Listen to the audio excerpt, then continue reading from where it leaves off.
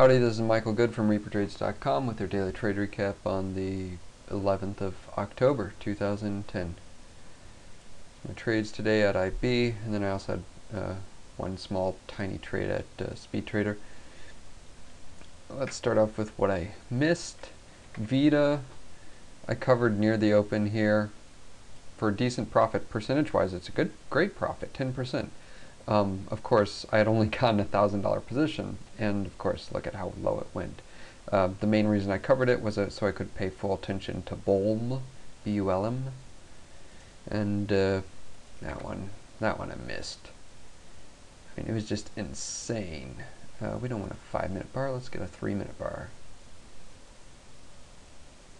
Okay, so first off, it closed at like 80 cents yesterday, and then just started gapping up huge. So I was thinking of short selling into the gap because I mean it was gapping up like 40%. But then I saw the continued strength and all the market makers moving their bids up, and I said, no, I don't want any part of this. I don't know why this is up. I didn't see any pump on it. I didn't see any news. And supposedly there's this offer to buy the company, a share for share transaction by some Canadian listed firm. And that values the company at, by my rough estimate, at somewhere around $1.10 per share. But that's been out for over a month now, and it hasn't made the stock do anything. So I don't think that's why it went up. So really, I have no clue why it went up. Maybe news came out later in the day. I could try that as I'm doing this here. But it just went up straight, and you know, in hindsight, of course, it's easy to say, oh my gosh, you should have just shorted there, because something can't keep going up straight, like, you know, doubling in just like 6 minutes. And you know, even without hindsight, I should have taken a small starter short position there, but I didn't. When I did play it, it was already down a bunch to 145. It looked like it was going to break 145. The level 2 was very bearish, but it quickly turned around and I covered for a 1 cent or 2 cents including commissions loss on 2,000 shares, $40, so that's quite acceptable. But still, that's just crazy. Yeah, and I still see no news that would explain this. And no SEC filings. So, wow.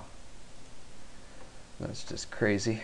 Let's look at some things I didn't play. AMNG, awesome penny stocks pump. I expect this to do more. I expect a multi-day pump out of them. I could be wrong, who knows, but it's the third time they've repumped this, and odds are generally not good to short the first day they pump it. So, but it closed weekly, so that leads me to believe that they're not going to repump it, but we'll see. I mean, this thing's just been pumped multiple times. Hot OTC was this day here. The next day was Beacon Equity. So somebody really wants to sell a bunch of shares. What else is there? SNRY, that was Friday's play, and it dropped some more today. I should have shorted it, but again, the volume wasn't that great. Texi was a lower volume pump that did what I expected. KBLB is dropping some more, but it's just choppy now. KBT, it's a mailer pump, finally getting some good volume. And you look at the company's fundamentals, and they look pretty good. Of course, you know, a sketchy Chinese company on the OTCBB, yeah, I'm not going to believe it, but that doesn't make me want to just short and hold on forever. BULM, let's do the multi-day. ELM, just so you can see it. And IVVI. That would have been so nice to short Friday and just hold over the weekend, but there were no shares, so that's just sad. And then it gapped down to about 4 cents. ELM was just a scalp of a Tim alert, and then I played it bigger than I wanted to, so I got out quickly, and it just kept going up. Just really impressive. And then I tried to short, that didn't